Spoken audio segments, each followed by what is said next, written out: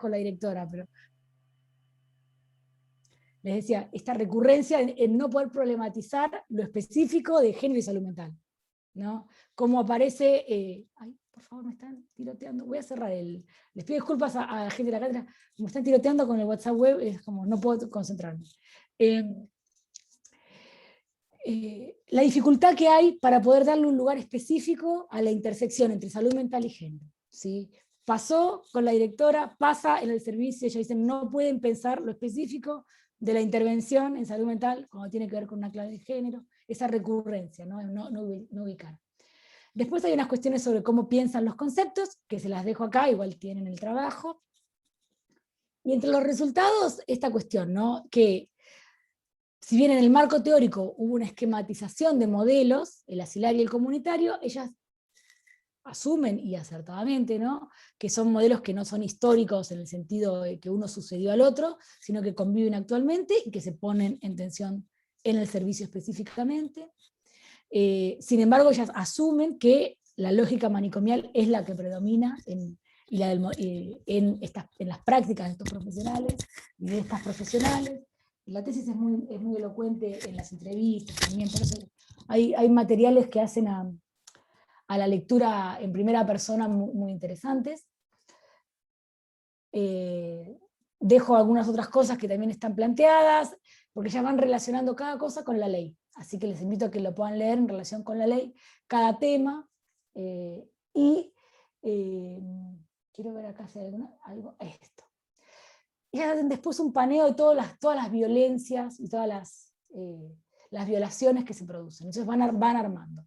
Primero se viola la autonomía de las mujeres, de las sujetas. Se viola la sexualidad de las sujetas a través de esta infantilización, este desconocimiento de los derechos sexuales que ellas identifican en las representaciones de los profesionales. Hay violencia institucional, en tanto se silencian las voces, esas quejas, las denuncias que van haciendo, a veces de vulneraciones, de abusos, a veces de negligencias, ¿sí? Entonces ven cómo van argumentando por capas, todas las capas de violencia, digo porque esto lo trabajan Silvia y Ana en términos de capas de violencia, ¿sí?, cuando hablan de salud mental y género. Entonces hay una violencia institucional también, hay violencias simbólicas, porque todas las representaciones de los profesionales refuerzan este estigma de la mujer loca. Hablamos un poco en el encuentro pasado como la mujer loca tiene un montón de capas históricas y eso se ve reforzado en lo que hablan los profesionales. Y en quinto lugar, ellos ubican que hay cierta violencia de género vinculada al acoso y al maltrato físico y psicológico que sufren estas mujeres en el servicio, y por eso concluyen que de lo que se trata es de violaciones a los derechos humanos de estas mujeres, ¿sí?, que pueden encuadrarse en violaciones de los derechos humanos. Una apuesta muy fuerte que hacen, interesante, valioso, relevante, que eso pueda salir de una investigación de grado, una tesina en trabajo social. Por eso digo la importancia de traer estos resultados para que ustedes estén en contacto, ¿sí? Se puede investigar en estas claves, se puede investigar desde una tesina, y estos son algunos de los resultados a los que se llega. Los invito a que miren, a que relean esta síntesis, tienen el material también y tienen el video de lo que fue el encuentro la vez pasada, que también tiene la presentación de Costanza Leone con su equipo, la presentación del CELS, ¿sí? Así que bueno, yo acá termino, dejo de hablar y les invito a que escuchemos a Flavia, que tiene, a mi entender, temáticas súper interesantes. Acá hay una pregunta de Bárbara, me parece, en el chat, Euge. Sí, justo que se conectó un cachito más tarde de cuando habías explicado. Si querés volver a decir lo que lo vas a decir más correcto. Eso, que hay una cuestión de cortesía y de valoración del trabajo, y es que las tesinas muchas veces se reconfiguran para artículos que se publican, ¿sí? Y eso hace toda una cuestión con el tema de la publicación, ¿sí? De lo que tiene que ver con, no me sale la palabra, estoy limada. Sí, de lo inédito, del carácter inédito de los resultados. Entonces, nosotras les adjuntamos en el material de esta clase, como en todas las clases, no quiero bajar línea, pero tendrían que saberlo. Me puse la gorra.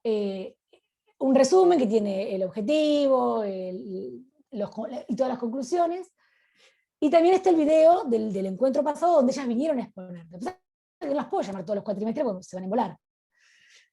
Vamos cambiando porque siempre hay más gente que va pasando y es así, es como un happening permanente esta cátedra. Pero sí, si tiene interés específicamente en la tesina, específicamente en lo que es la metodología, que yo un poco la sinteticé, se las presenté, nada, quien lo necesita, acá Bárbara Gordon, mandanos un mensaje al correo de la cátedra y te ponemos en contacto con Paulina y Alessandra, ¿sí? Para que hables con ellas.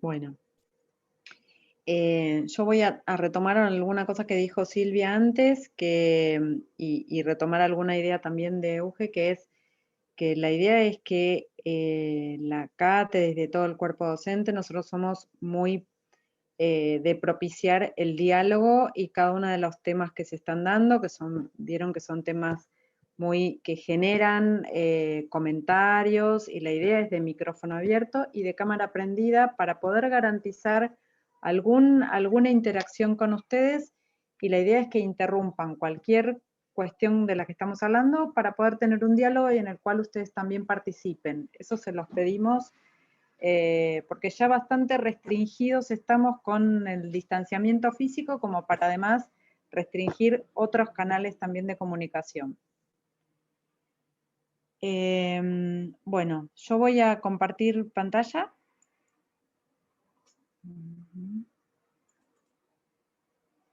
¿Lo están viendo? Perfecto. Bueno, a ver si... Ahí está. Bueno, la idea es trabajar sobre el tema de la dimensión sexuada y de género en relación a la represión en el contexto de dictadura cívico-militar. El título, que tiene que ver con análisis desde un presente, no es casual, porque muchas de las cosas que estábamos hablando, inclusive en la clase de Milagros de la vez pasada, muchas lecturas que hoy se pueden hacer, se hacen desde categorías construidas desde hoy. A veces uno empieza a desmenuzar o a analizar o a desmenuzar cuestiones del pasado, pero con categorías que fueron a lo largo del tiempo construyéndose. Entonces nosotros vamos a hacer esa particularidad. Cuando uno hace eso, está tomando opciones y decisiones conceptuales en las cuales uno se posiciona en una cierta filiación, en una inserción en un entramado conceptual, en un territorio de pertenencia, en un momento histórico particular y en una posición ideológico, ético-política. Por eso, en relación al tema que nosotros vamos a trabajar, que es esta dimensión sexuada y de género en relación a la represión en el contexto de la dictadura, nosotros vamos a ver primero algunos rudimentos de algunas categorías. Esta es una opción de categorías que nosotros vamos a tomar, que son la de identidad, género y cuerpo, no para ahondar fundamentalmente en esto, porque la clase sobre todo es una clase práctica, pero sí para ponernos de acuerdo que cuando hablamos de identidad o género cuerpo, ¿de qué estamos hablando? Además, porque nosotros vamos a volver a tomar y a reivindicar la importancia del testimonio como un elemento fundamental en la construcción de la memoria y como un elemento privilegiado en la historia, en la historiografía, y también la noción de cuidado como una práctica de resistencia. Dentro de estas categorías las voy a describir. Cuando pensamos en identidad, género y cuerpo, pensamos en principio en una simultaneidad. Pensamos en intersección, en procesos y en construcción. Cuando yo voy a mencionar el tema de la identidad, me refiero a un sistema de regulación y control, pero todo el tiempo, incluso en clases pasadas lo hemos planteado, siempre estamos planteando cuestiones que están en tensión. Estamos poniendo el acento en conceptos que son en construcción, que son procesos, que implican tensiones, que implican resistencias y aceptaciones. Entonces, si la identidad es un sistema de regulación y control de la subjetividad para que las personas los sujetos se acomoden a patrones preexistentes o establecidos, culturalmente establecidos, no quiere decir que se asuman pasivamente, sino que siempre hay una puja y hay una construcción y una respuesta y una rearticulación o refuncionalización. Todo esto implica un movimiento simultáneo y todo el tiempo es una construcción que es a la vez singular y colectiva. Se ponen en juego ambos ejes, que implica relaciones de fuerza, esto en relación a la identidad. Y en relación al género también, lo tenemos que pensar como un proceso, ¿no? Entonces por eso proceso de generización, y que ambas son fundantes del proceso de subjetividad. Después, cuando yo voy a mencionar cuerpo, el cuerpo lo pensamos a la vez, simultáneamente, lo mismo, como un proceso en construcción objetual, material, semiótico, normativo, individual, colectivo, histórico y contextual. Y algo que no está, digamos, que si se puede acomodar a ciertos patrones, no, digamos, culturales, no está completamente determinado, ni controlado, ni normado, ni habitado por eso. Ni por lo social, ni por lo anatómico, ni por los dispositivos y la tecnología. Entonces, si uno lo piensa así y piensa en un cuerpo como una complejidad, no hay una sola teoría que pueda hablar del cuerpo. O sea, cuando nosotros intentamos hablar del cuerpo solamente desde la medicina, solamente desde, o de la biología, solamente desde, por ejemplo, del deseo, el psicanálisis o las emociones, o solamente desde el movimiento, o solamente como un fenómeno social, lo estamos reduciendo. El cuerpo es toda esa complejidad junta, por eso requiere de montones de teorías y de enfoques y de perspectivas. Me parecía interesante pensarlo como un campo de batalla, un cuerpo archivo, que es una definición interesante, un cuerpo archivo por un lado, y vivencia, experiencia construida desde el género, y por otro, una potencia desatada. Nosotros para tomar o para entender algo de lo que vamos a ver, que es el tema de la dimensión sexuada y de género, nos vamos a basar en, o yo me voy a basar en testimonios. La vez pasada, ¿se acuerdan que cuando vimos el tema de traumas sociales, les decíamos que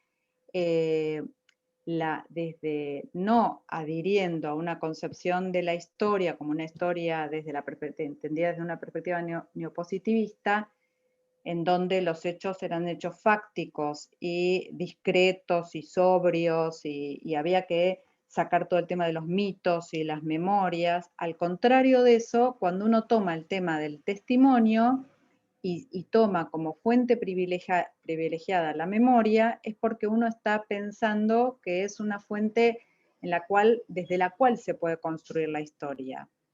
Y en ese sentido, es una narración desfasada temporalmente, pero que se inscribe en un régimen de memoria y que tiene mucha vitalidad. Justamente lo que tiene es una vitalidad que no tienen los hechos fácticos, descriptos, digamos, supuestamente desideologizadamente, digamos, ¿no? Reflejan múltiples temporalidades. Yo les decía que, bueno, si uno toma testimonios, tiene que asumir que se va a encontrar con algunos relatos donde hay lagunas, donde hay lapsus, donde hay olvidos, pero que justamente para manejar todo esto, lo que implica es una tarea crítica de reconstrucción crítica, ¿no? De todas esas situaciones. Y múltiples testimonios. Solamente tomo una definición de Primo Levi, que decía que señaló que el verdadero testigo, el testigo integral, era aquel que no podía dar testimonio. Los que hablan lo hacen por delegación, testimonian sobre un testimonio que se da sobre aquel que falta. Y al tiempo que lo hacen, dan testimonio de la imposibilidad de testimoniar, por la palabra ausente del que ya no está. Pero una de los fundamentos o de los ejes fundamentales de esta clase va a ser considerar los testimonios de víctimas de la represión en contexto de la dictadura cívico-militar del 76 al 83. Bueno, dentro de la represión, nosotros habíamos visto que el terrorismo de Estado era el paradigma, es el modelo paradigmático para entender los traumas sociales, pero ahora, adentrándonos más en el tema de género, vamos a tomar a las violencias sexuales hacia las mujeres detenidas desaparecidas. Vamos a recortar dentro del tema de los traumas sociales, particularmente ese eje. Tomamos al cuerpo de la mujer, o sea, si bien pensamos que en la dictadura ha habido un plan sistemático de aniquilación, de arrasamiento de la subjetividad, de sustracción de la identidad, de las desapariciones, de desaparición física, de tortura. Bueno, digamos, si esto es en términos generales, y además que no, de ninguna manera fueron situaciones aisladas, sino que fue un plan sistemático, en este caso lo que vamos a poner el foco es cuando la sexualidad ha sido el instrumento. Y una cosa más es que hay un continuum en todas las mujeres y adolescentes en aquel momento internadas, tanto en asilos, correccionales, cárceles, centros clandestinos de detención, en psiquiátricos, han sido vulnerables especialmente a esta asimetría encarnada en los abusos de sus guardianes. Esto es como un continuum en general. Y hay un continuum también entre la violencia sexual ejercida contra las mujeres, en el marco de los crímenes de lesa humanidad, y en el de aquellas mujeres víctimas de delitos comunes. También hay un continuum, y ahora lo vamos a ver.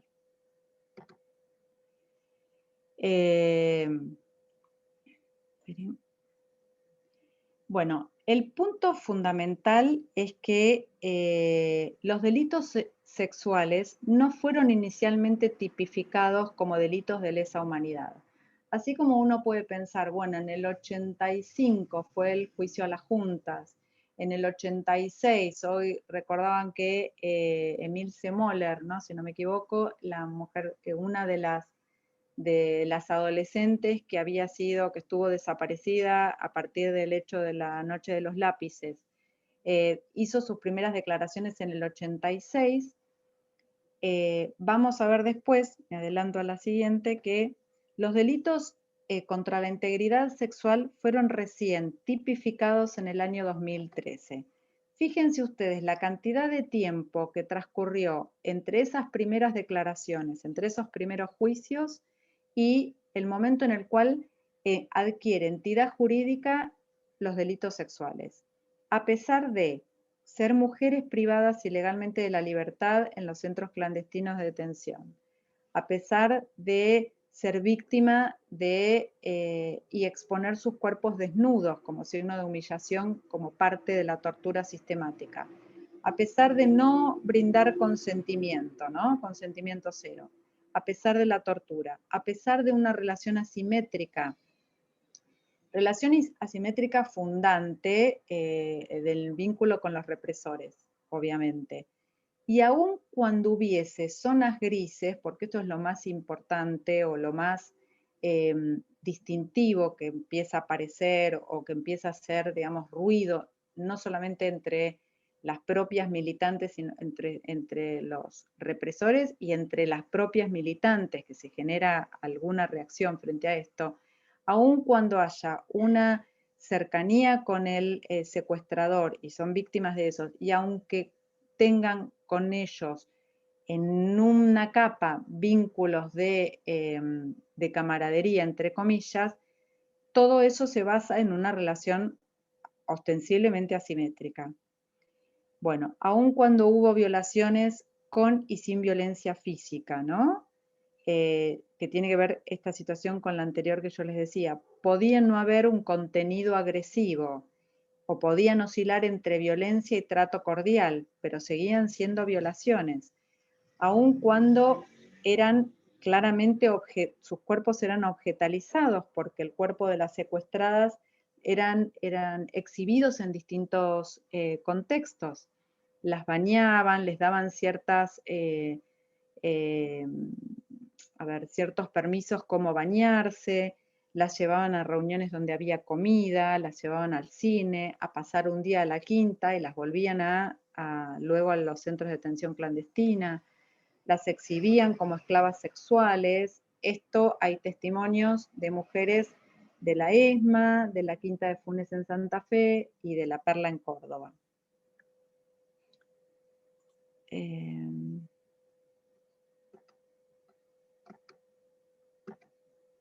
Esperen que...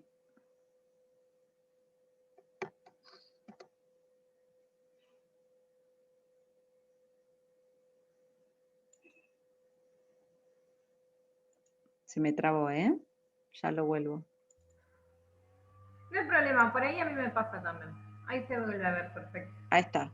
Pues, Yo les decía entonces que a pesar de todas estas características, recién en el 2013 estos delitos tuvieron una entidad jurídica y fueron tipificados como tales. Y esto es el resultado de una deconstrucción. Al día de hoy siguen siendo muy pocas las mujeres que testimoniaron en relación con los delitos sexuales. Y dentro de este colectivo de testimoniantes de los delitos sexuales es mucho menor la denuncia de varones. Flavia, ¿puedo hacer un comentario muy, muy pequeñito? Claro. Que lo estuvimos conversando y es una hipótesis, ¿no? Más que nada para poder organizarnos. ¿Cómo? ¿Se acuerdan en relación a la primera clase que trabajábamos de esas figuras del revés de lo normal, del varón, adulto, productivo? Estaban las mujeres y también estaban los niños. Y en el caso de los juicios, tanto lo que tiene que ver con la apropiación de bebés, como con violaciones a mujeres y delitos sexuales a mujeres, fueron posteriormente tipificados, como aún dentro de un reconocimiento inicial de lo que había sido la dictadura militar y cívico-militar, el llamado proceso de reorganización nacional, lo más fluido fue incorporar en una lógica en la que no estaban especificadas ni las violaciones y los delitos volcados a mujeres, ni las violaciones y delitos volcados a niños, ¿sí?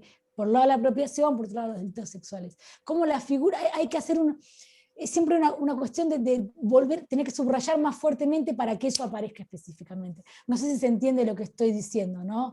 Pero como al inicio no estaba esa especificidad marcada. Bueno, No, aún solo quería cuando mencionar había... eso porque es más una hipótesis, pero... Sí. No, aún Sí, cuando Flavia, hay un consenso de arrasamiento, de contexto represivo, etcétera, la particularidad o el recorte de los delitos sexuales es muy posterior. Se naturaliza, se oculta. Ahora vamos a ver algunas características. Yo lo que voy a tomar ahora es un pequeño tráiler de un documental que compartieron en un trabajo previamente unas compañeras que son Arleo, Nadia Arleo. Nadia y Abril Canales. Y Abril Canales. Exacto. Les quería compartir un documental que ellas propusieron en un trabajo y a mí me pareció muy, muy interesante. Esperen un segundito. No.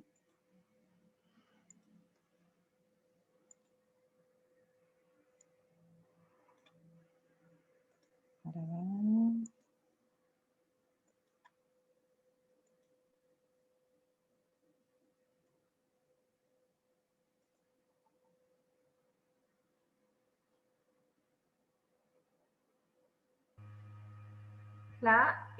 No lo escuchamos. Me parece que cuando en el micrófono tenés que poner A ver.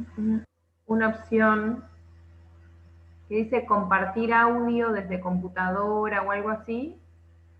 A ver, vamos. Porque yo ayer lo practiqué, pero bueno. No, igual, la imagen se ve re bien, pero suele pasar que Zoom, cuando vos compartís un video, como que separa los audios. Ahora lo puse, compartir sonido, ¿ok? Joya. A ver ahora, creo que sí que es eso.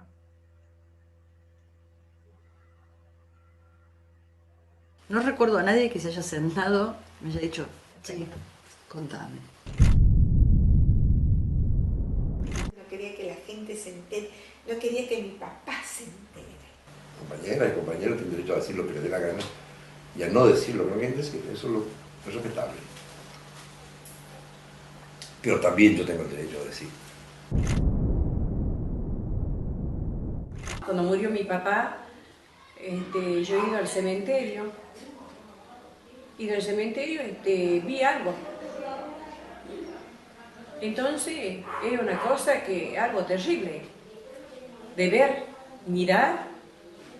Yo estaba allí porque tenía una militancia política.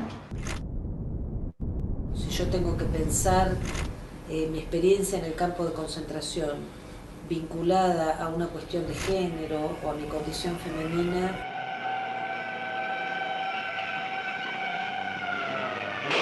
vamos en persecución de un automóvil Fiat 125 color azul. Se efectúan algunos disparos de intimidación.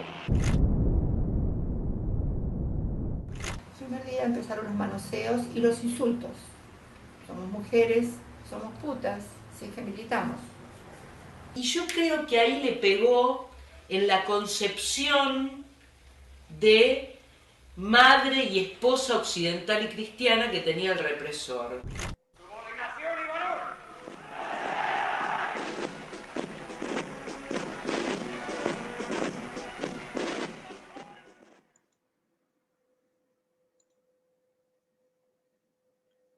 Bueno, igual ustedes van a tener el link y pueden acceder, pero ahora vamos a seguir con la...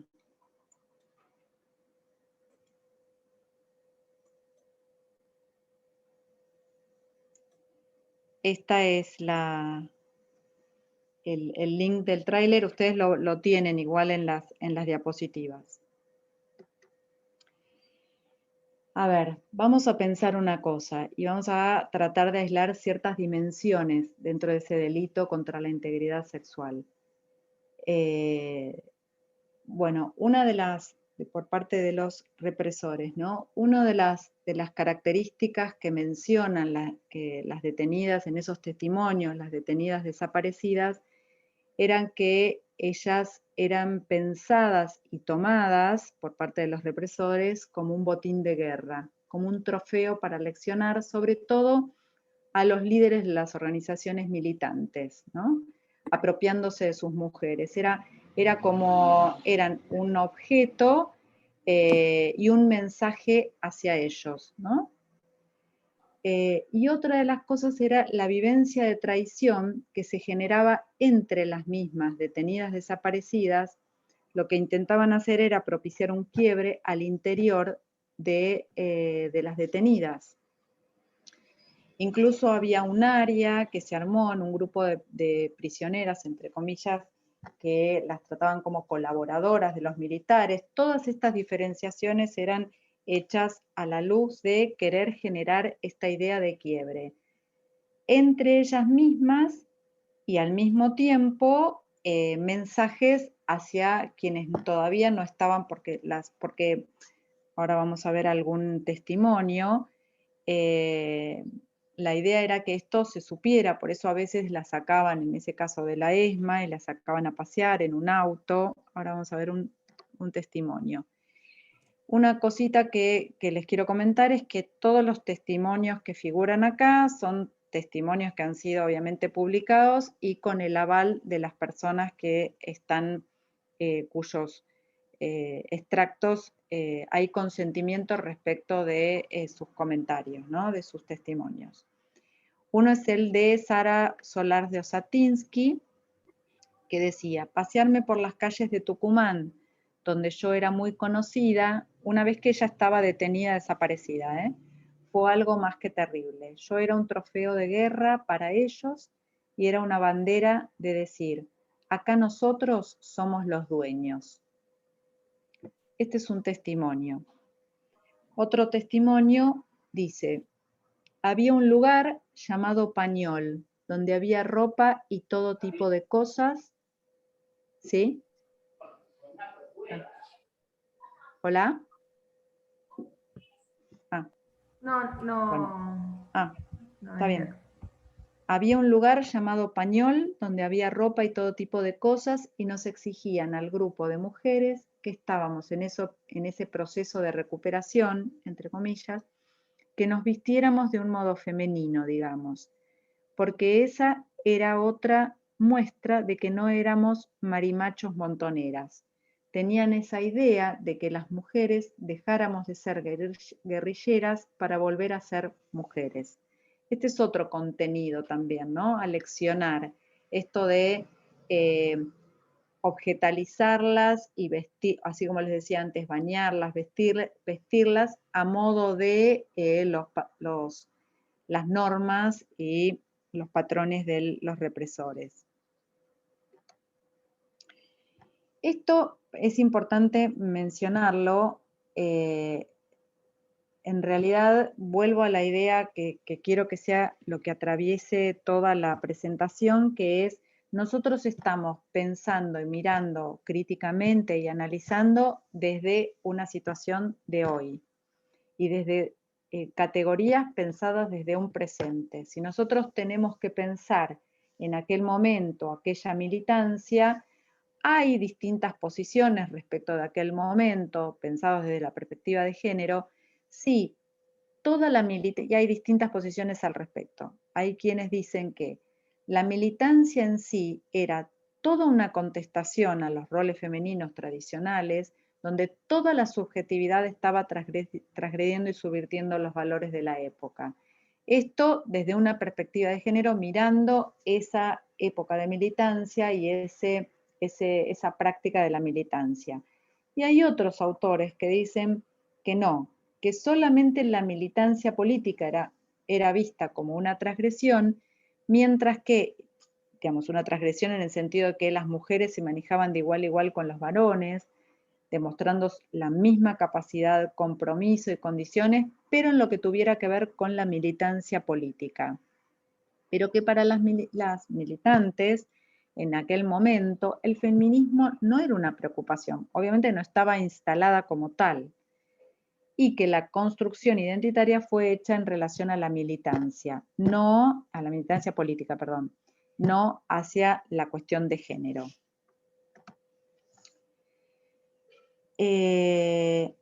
Así como antes describíamos cuál era el objetivo o cómo eran vistas esas mujeres desde el punto de vista de los represores, esto del botín, el trofeo, la idea de objetalizarlas al punto tal de generar estos quiebres entre las mismas detenidas desaparecidas, ¿qué pasaba al interior de los grupos de militancia?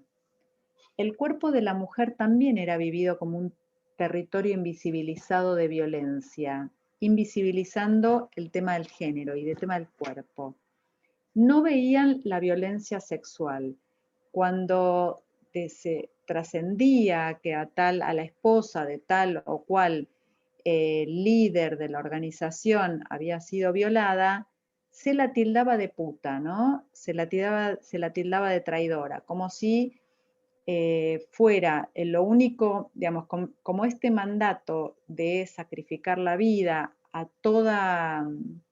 bajo todo punto de vista, ignorara, invisibilizara el tema de el sometimiento y el estado de sojuzgamiento en el que se encontraba. Y si luego esa mujer, con el tiempo, con el transcurrir del tiempo, terminaba siendo una sobreviviente, esa sobrevida la condenaba. Había una fuerte estigmatización, de hecho hay toda una literatura, digamos, de ficción, ¿no? Que se ficcionaliza en aquel momento, en el cual es catalogada de traidora aquella persona que sobrevivió, como si la sobrevida desdibujara su condición de víctima, ¿no? Testimonio 3. Habían secuestrado a una compañera a fines del 74, ¿no? Esto era previo al 76, a la dictadura. La violó toda la comisaría, pero casi no se hablaba de eso. Este hecho, lejos de ser aislado, fue anticipatorio de lo que ocurriría más adelante. A mí me parecía interesante extractar esta situación porque esta situación que tenía que ver con la violación de una compañera militante no se trabajó, no se habló, se silenció, se tapó hacia el interior de los mismos grupos de militancia. ¿Puedo aportar algo, Sí, profe? claro. Pero voy a dejar de compartir porque si no, no las veo. No, primero que es súper interesante todo y que la verdad estoy bastante movilizada con los textos también, como que nada, es un tema re fuerte. Y por otro lado, que mientras leía los textos y ahora con la clase, lo que pensaba es que todos los que algún momento, como tuvimos participación en alguna jornada por el Día de la Memoria, o bueno, estuvimos en situaciones del estilo, me parece que es algo también común en el relato de los sobrevivientes a la dictadura en general, esto de la culpabilización del haber sobrevivido. Creo que también pasa mucho con Malvinas, pero me quedaba pensando en cómo como así en otros momentos o en otras áreas, los cuerpos y las subjetividades de las mujeres son doblemente oprimidas, ¿no? O sea, por un lado por sobrevivir y el otro sobrevivir por puta, ¿no? Como claro. no solo no moriste como deberías haberlo hecho por el resto de tus compañeros, que en todo caso eso es algo a discutir también, ¿no? Bueno, nada, lo que opina cada uno de esa manera de pensar, pero por sobre todo esto, ¿no? Como todo el tiempo somos doblemente y de muchas maneras más oprimidas o silenciadas o cuestionadas con todo lo que suceda sobre nosotras. Sí, esta idea de que defender el honor aunque te lleve la vida, ¿no? Como si el honor fuera algo que se pudiera poner en juego en una situación de cautiverio.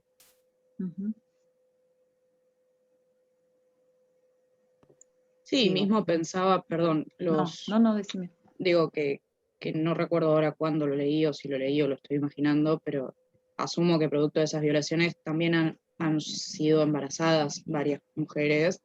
Digo, y lo terrible que debe haber sido eso, pensándolo en estos términos, ¿no? Como el hijo o la hija de una situación así, primero para ellas en su situación y segundo para para quienes quedaron después o para quienes tuvieron que reconstruir esa historia de la procreación de una situación horrible. Sí, en general mucho tampoco se sabe de esto y en varias ocasiones muchas de las mujeres, son muy pocas las que testimoniaron y dieron a conocer estas situaciones, que son vividas de una manera muy vergonzante, ¿no? Muy avergonzante. Y muchas han migrado, con lo cual es como querer buscar